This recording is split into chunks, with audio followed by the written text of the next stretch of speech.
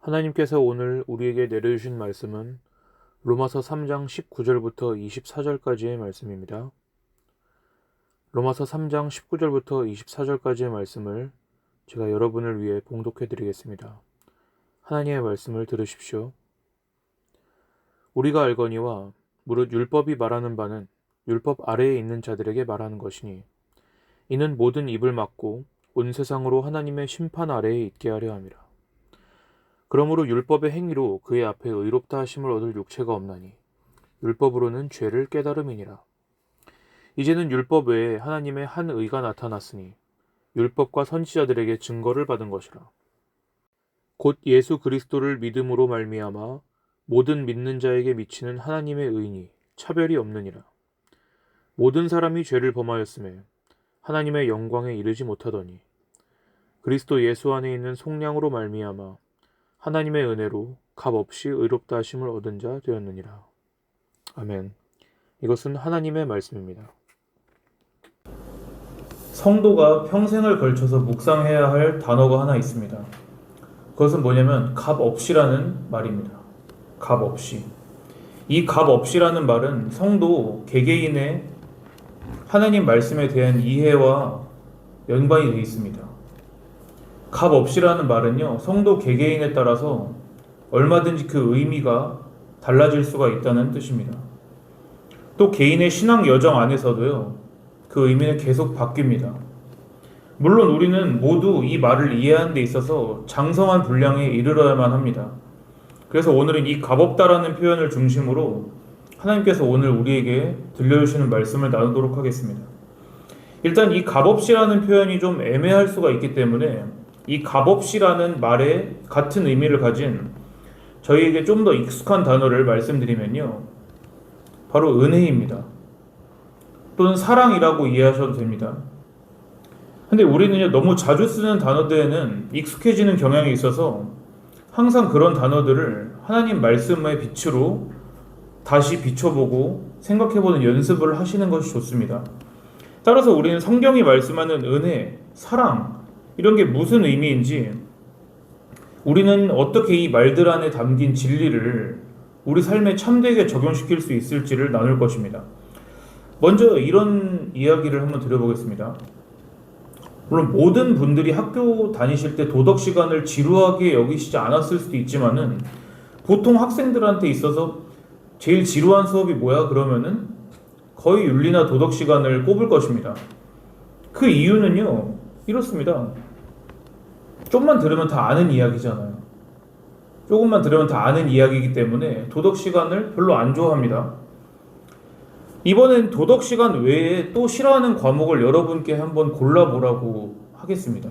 그러면은 무슨 과목을 고르시겠습니까? 도덕 시간 외에요. 전 대부분 수학이라고 생각하실 것 같거든요. 지금 성인이 제가 이제 되어서는 과학을 좋아하는데 전 과학을 싫어했습니다. 중고등학교 때. 왜 그러냐면 제가 중학교 처음 들어가서 1학년 때 처음 중간고사 치렀을 때 몇 점 맞은지 아세요? 과학을? 잊지 못할 점수 54점 맞았습니다. 54점. 근데요, 제가 초등학교 때까지는 어떤 시험을 봐도 80점 밑으로 맞아본 적이 없거든요. 근데 중학교 처음 딱 들어가서 과학 시험을 봤는데 54점을 맞은 거예요. 아마 그때부터 제가 공부랑 좀 이렇게 거리가 생기지 않았나 그렇게 생각을 합니다. 이제 과학이라는 걸 들을 때마다 약간 공포심 비슷한 게 이제 트라우마로 남게 된 거죠. 근데 제 경험이 중요한 게 아니라요, 지금 사람이 어떤 분야를 싫어하게 되는 그 원리에 대해서 이게 학교 교과목을 주제로 여러분께 말씀을 드린 것입니다. 자, 앞서서 도덕 시간을 싫어하는 이유가 뭐라 그랬습니까? 도덕을 싫어하는 경우에는요, 왜 재미없자 그랬죠? 다 아는 거니까. 도덕 시간은 거의 다 아는 내용을 하니까 재미없는 거였죠. 근데 뒤에서 나온 과학의 경우도 역시 싫지만은 이거는 이유가 좀 다릅니다. 그거는요, 내가 이거를 다 지식을 손에 잡을 수 없구나 하는 막연함 때문에 그렇습니다. 처음 도덕 시간 같은 경우에는 너무 쉬워. 그렇지만은 예를 들어 과학이나 수학 같은 경우에는 너무 어려워. 내가 다 파악하지 못하겠어. 이것 때문에 우리는 다양한 이유로 어떤 주제들을 생각하는 것을 싫어한다고요. 이해하시죠? 자, 요컨대 사람은 내가 마음만 먹으면 얼마든지 파악할 수 있다고 생각하는 대상에 대해서도 흥미를 못 느끼고요. 또는 반대로 내가 파악하거나 정복하기 어렵다고 생각되는 대상에 대해서도 또 역시 흥미를 못 느끼고 또 공포심 비슷한 걸 느낄 수가 있습니다. 우리는 우리가 다 안다고 생각하거나 아니면 결코 다 알 수 없는 대상에 대해서는 또 지식에 대해서는 별로 좋아하지 않을 수 있다고요. 근데 제가 지금 이 말씀을 왜 드리고 있느냐? 바로 우리가 교회 안에서 은혜나 사랑이라는 주제를 이해하는 데 있어서 많은 경우에 이럴 수 있다는 것입니다. 나 너무 잘 알아. 은혜랑 사랑 다 잘 알아. 또는 그건 너무 심오해. 내가 이해할 수가 없어. 이런 경우가 우리를 그 지식으로 나아가는데 방해할 수가 있다는 거죠. 여러분 신앙생활 가운데 이런 것들을 경험해 보셨나요? 제가 방금 말씀드린 것 같은 경우를요. 개인적으로요. 사람은요 대단히 연약한 존재입니다. 뭔가를 조금 안다고 생각하면은 다 안다고 생각하고요.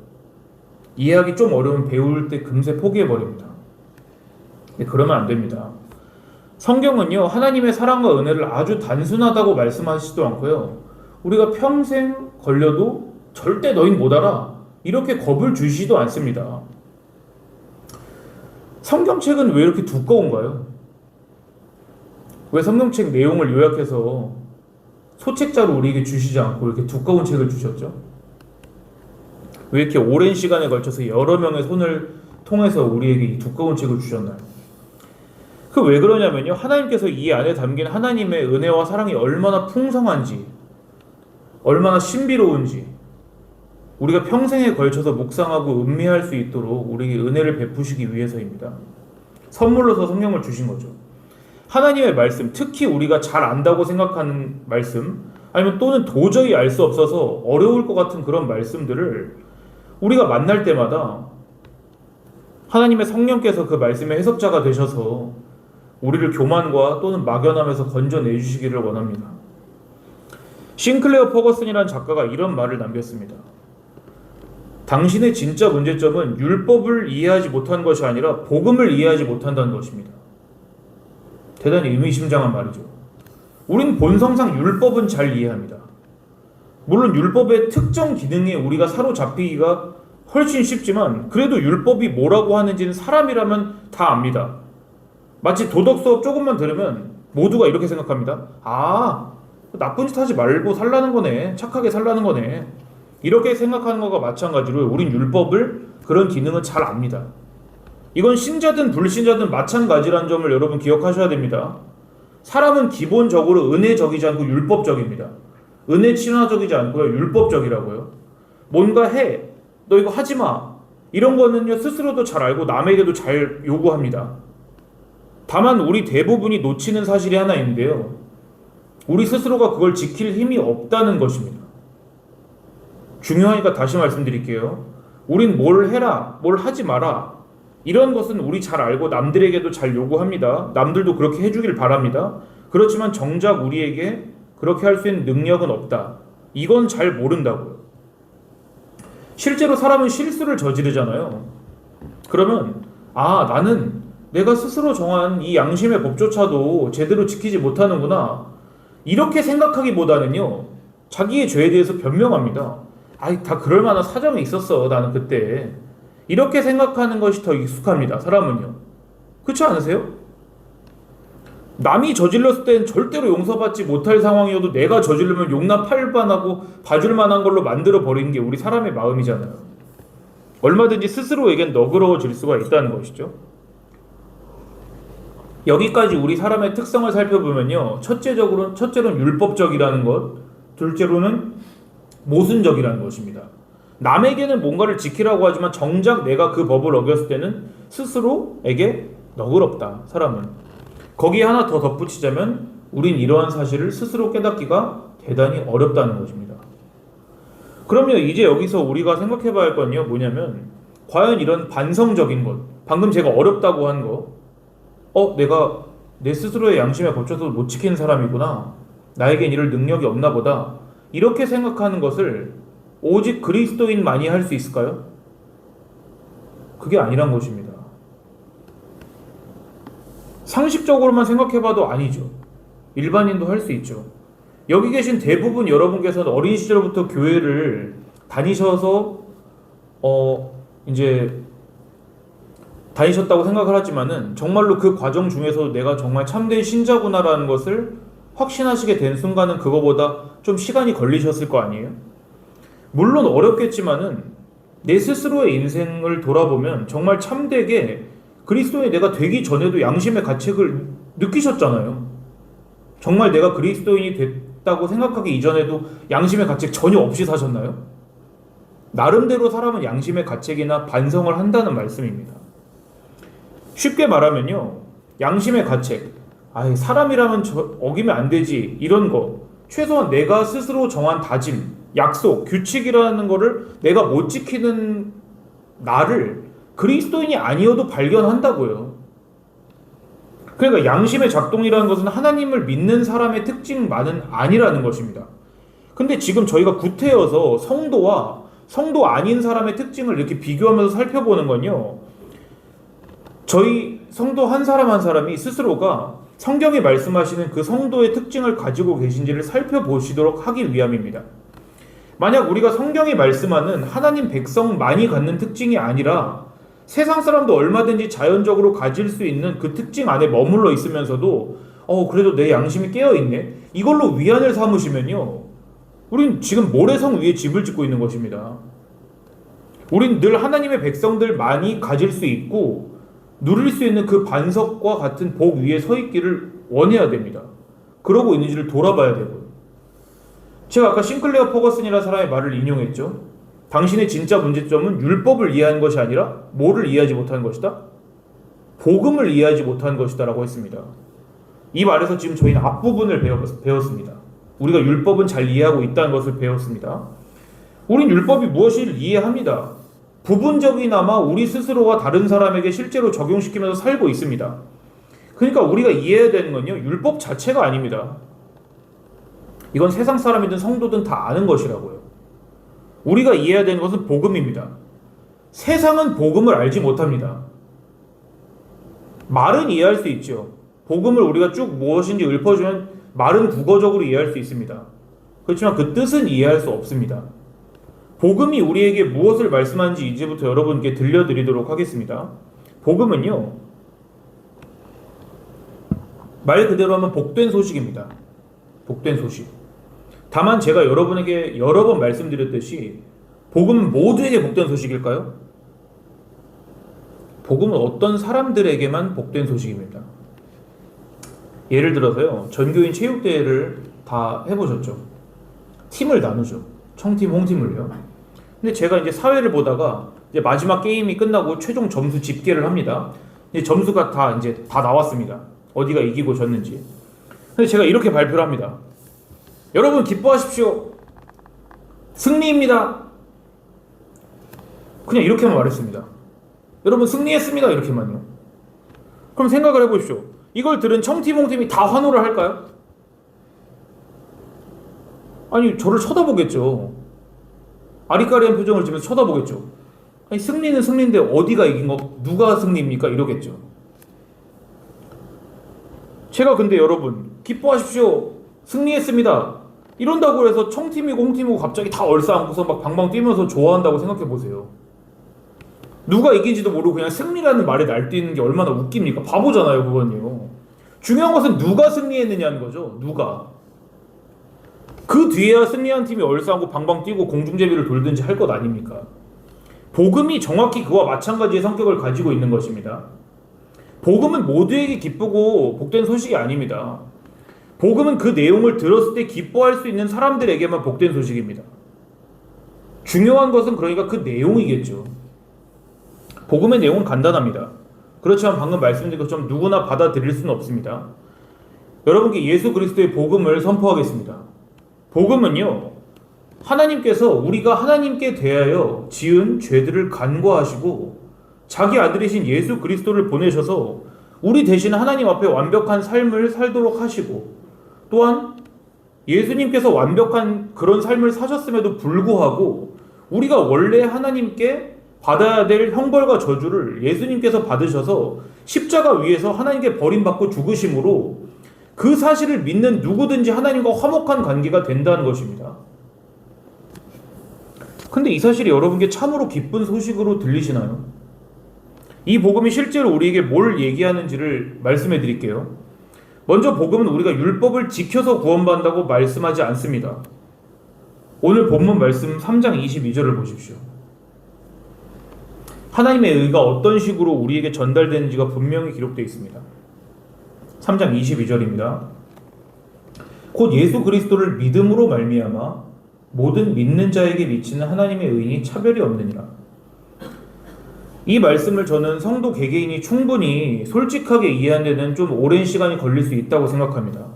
성경이 지금 어떤 식으로 하나님의 의가 우리에게 온다고 말씀하시나요? 우리 행위로입니까? 우리가 잘한 일들로입니까? 믿음으로 온다고 합니다. 이 말씀이 여러분에게 꼭 달갑지 않을 수도 있다는 것을 좀 받아들이시면 좋겠고요. 왜 그럴 수 있는지를 말씀드리겠습니다. 역시 성경의 증거에 의해서 믿음 역시 하나님의 선물이기 때문입니다. 선물을 바꾸어 말하자면 아까 저희가 맨 처음에 말한 은혜입니다. 선물, 은혜는 그냥 일방적으로 주어지는 것입니다. 내가 일을 해서 얻어내는 보수와는 정반대의 개념이죠. 선물, 은혜는요, 받을 자격이 없는 사람에게 주시는 쪽에서 일방적으로 주시는 것을 의미합니다. 정리하면요, 구원을 행위로 받습니까? 믿음으로 받습니까? 믿음으로 받습니다. 근데 그 믿음은 어떻게 온다고요? 그 믿음이 선물로서 온다고요. 은혜로요. 그럼 구원은 은혜로 받는 것이잖아요. 이 사실에 거리낌이 없이 하나님께서 우리 마음에 이걸 해석해 주시고 여러분께서 알아들으신다면요, 우린 이미 복 받은 것입니다. 왜냐하면 이건 오직 성도만 이해할 수 있는 비밀이거든요. 이건 국어적으로 이해하셨냐를 물어보는 것이 아닙니다. 우리는요, 하나님 편에서 완전하게 일방적으로 베푸시는 은혜만으로 하나님과 화평하게 됩니다. 이것을 이해하는데 성도의 인생이 달려있다고요. 제가 서두에 말씀드렸죠. 성도는 값 없이라는 말을 이해하는데 평생을 할애해야 된다고요. 제가 이 말씀을 왜 드릴까요? 이걸 이해하는 게 쉬우면 여러분께 말씀드릴까요? 절대 쉽지 않습니다. 우리 본성은 값 없이라는 말을 이해하지 못하거든요. 지금 우리 마음이 충분히 기쁠 수 있습니다. 그런 분은 충분히 기뻐하십시오. 복음이 이렇게 말씀합니다. 우리가 뭘 하지 않아도요, 우리 안에서 하나님 자신이 선물로 주신 예수를 보시는 것만으로 하나님께서 우리를 받아주시고 우리를 예수님처럼 봐주신단 말입니다. 이게 사실 우리에겐 받아들이기 어려운 소식이에요. 너무 기쁘기 때문에. 막 저 미친 사람처럼 기뻐하라고 하는 거 아닙니다. 충분히 이 말씀이 뭘 의미하는지를 깊이 생각해 보시란 말입니다.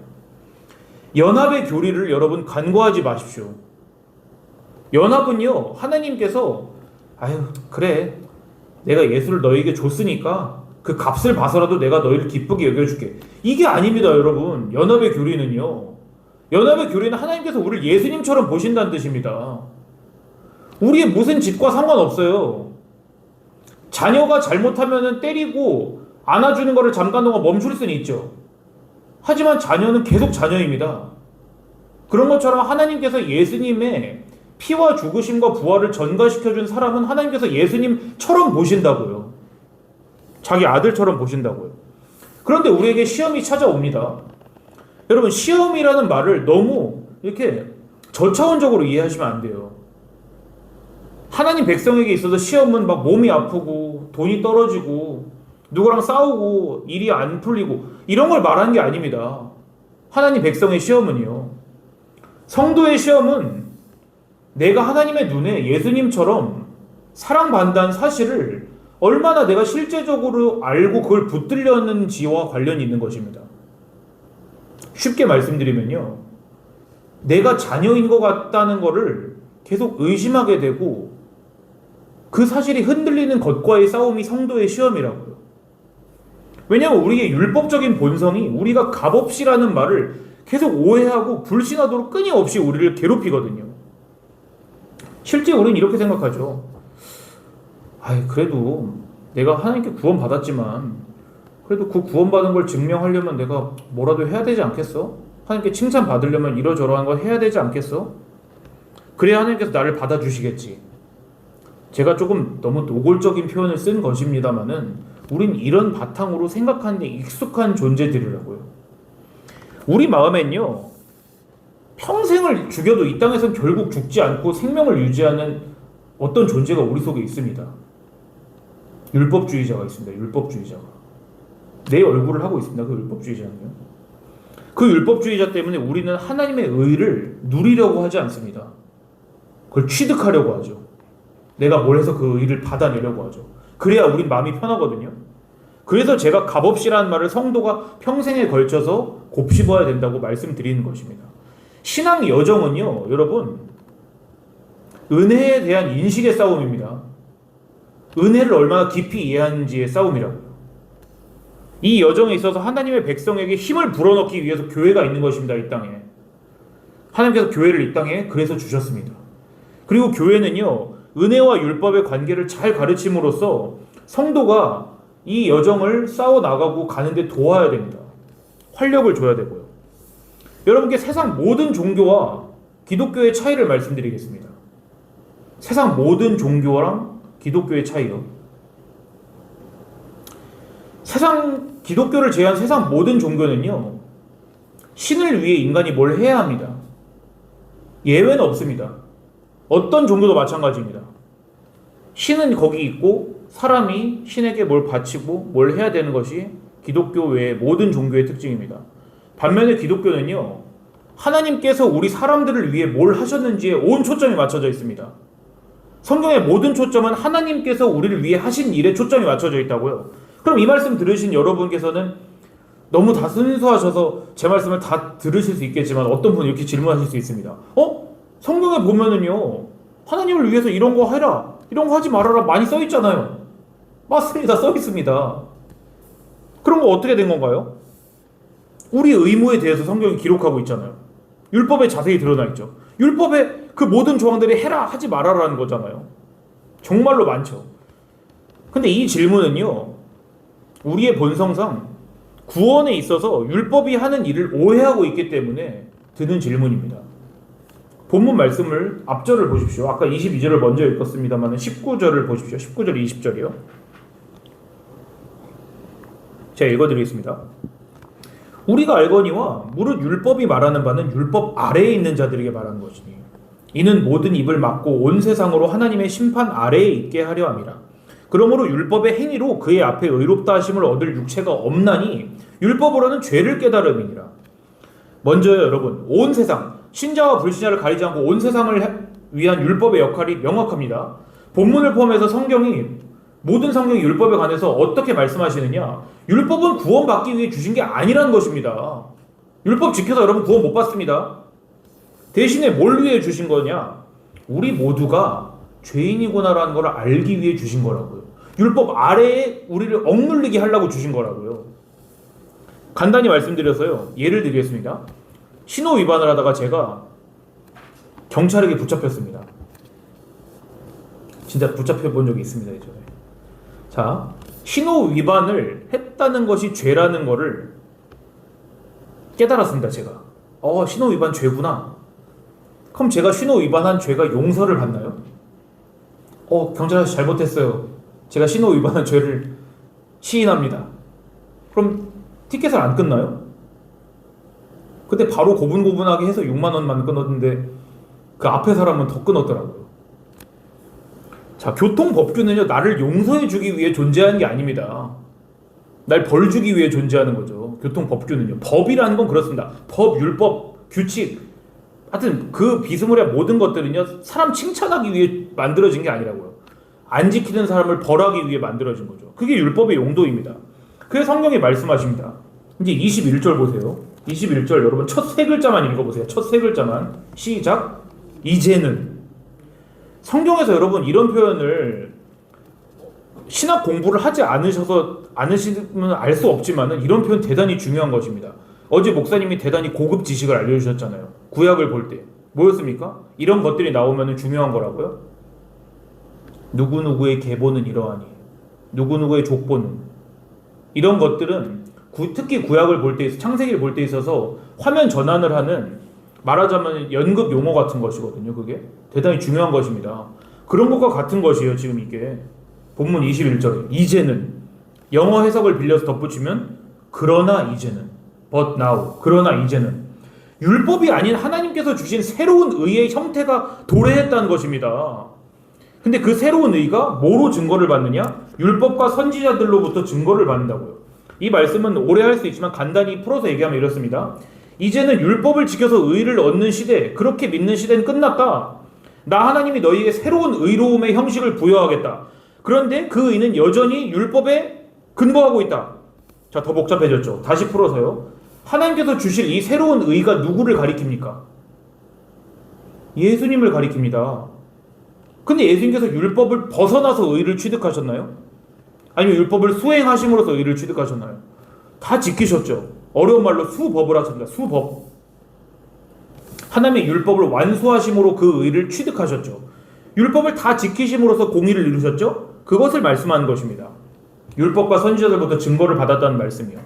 그리고 은혜로우신 예수님께서는 예수님 당신이 이루신 그 율법의 값을 우리에게 값 없이 나눠주신 것입니다. 그리고 그 의를 받는 유일한 통로가 뭐라고 했습니까? 오늘 본문에 바로 믿음이라는 것입니다. 보세요. 예수님께서 행위로 모든 율법의 의를 성취하셨습니다. 뿐만 아니라 우리가 하나님을 대적함으로써 우리가 원래 당했어야 될 저주, 형벌, 버림받음을 예수님께서 십자가 위에서 다 담당하셨습니다. 그리고 성도의 증거는요, 여러분, 단 하나입니다. 이 사실이 여러분 마음속에 믿어지시느냐? 그겁니다. 우린 믿음이라는 걸 좀 간과하는 경향이 있습니다. 우리가 워낙 뭘 많이 배우는 이 교회 안에 있기 때문에요. 너무 좋은 것입니다. 그렇지만요, 믿음은요, 내가 얻고 싶다고 해서 얻어지는 게 아니라는 것을 명심하십시오. 믿음은 절대 그렇게 얻어지지 않습니다. 믿음 여러분 공부해서 얻으실 것 같죠? 그러지 않습니다. 선물이라는 건요, 그런 의미도 가지고 있거든요. 아까 말씀드린 것처럼 선물은 주는 쪽에서 일방적으로 주는 것도 의미하긴 하지만 반대로요, 안 주면 못 받는 걸 의미합니다. 선물은요. 그러니까 믿음을 오해하지도 마셨으면 좋겠고요, 간과하지도 마셨으면 좋겠습니다. 우리가 하나님의 은혜로 값없이 구원받은 사실이 믿어지면요, 그 사람 당장 내일 죽어도 됩니다. 하나님께서 이미 우리에게 그 믿음을 주신 것이거든요. 말씀 맺겠습니다. 우린 율법을 모르는 것 때문이 아니라요, 복음을 모르기 때문에 실수를 저지릅니다. 달리 말해서 우리는 하나님께서 우리를 위해 이미 뭘 주셨는지에 깊이 탐구하지 않기 때문에, 이미 주신 것들을 깊이 생각하지 않기 때문에 우리는 은혜 안에서 살지를 못한다고요. 우리 기도 한번 돌아보십시오, 여러분.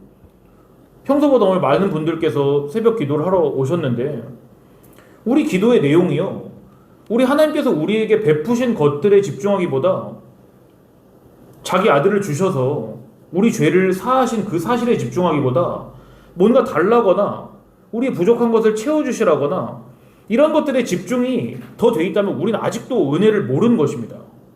은혜를 아는데 성도의 전생애가 달려있는데 오늘부터서 역행하면 안 되죠. 인생 최고의 복은 하나님과의 깊은 사귐입니다.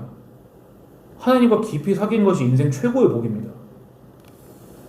그럼 병상에서 하나님을 찬양할 수 있고요, 가난한 중에서도 일체의 비결을 배웠다는 바울의 고백이 내 것이 될 수 있습니다.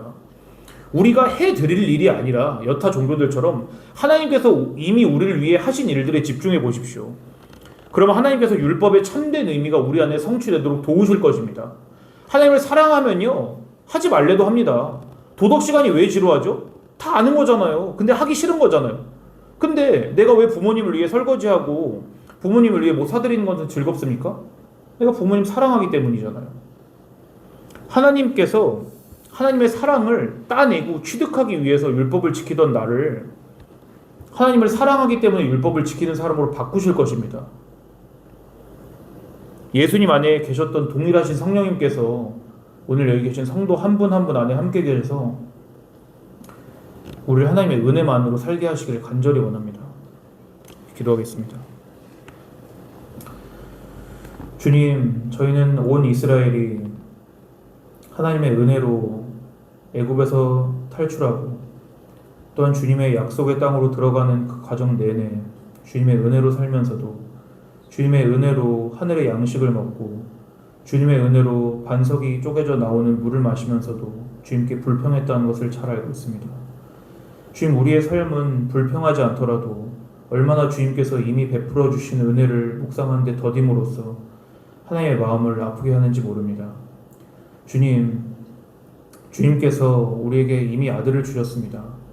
주님, 이 모든 주님의 백성들이 받을 만한 소식이 우리를 평생 위로하는 단 하나의 진리가 되어서 오늘 우리 마음속에 깊이 박히도록 도와주시고 우리의 기도가 바뀌도록 도와주시며, 그래서 하나님께서 우리를 위해 이루신 일들에 집중하고 우리를 위해 은혜를 베푸신 주님의 사랑을 봄으로써 우리가 자발적으로 주님의 계명들을 지키는 한 사람 한 사람이 되도록 주님께서 복 내려 주시옵소서. 또한 우리가 육신이 연약하고 우리 인생의 시간들이 길기 때문에 우리에게 기쁨뿐만 아니라 정말로 어려운 일들이 많이 있습니다. 우리가 가지고 나온 그 기도 제목들을 하나님께 하나하나 아뢰을 때 주님께서 그 모든 문제들 가운데 섭리하고 계시고 주님의 손을 벗어난 문제들이 하나도 없다는 것을 가르쳐 주심으로써 주님께서 우리 삶의 주관자와 왕이 되심을 발견하도록 도와주시옵고, 우리가 주님께 우리 삶을 의탁하는 훈련을 하도록 이 시간 복 내려 주옵소서. 우리를 위하여서 모든 공의를 이루시고 십자가에서 물과 피를 다 쏟으신 우리 주님 예수 그리스도 이름으로 기도드리옵나이다. 아멘.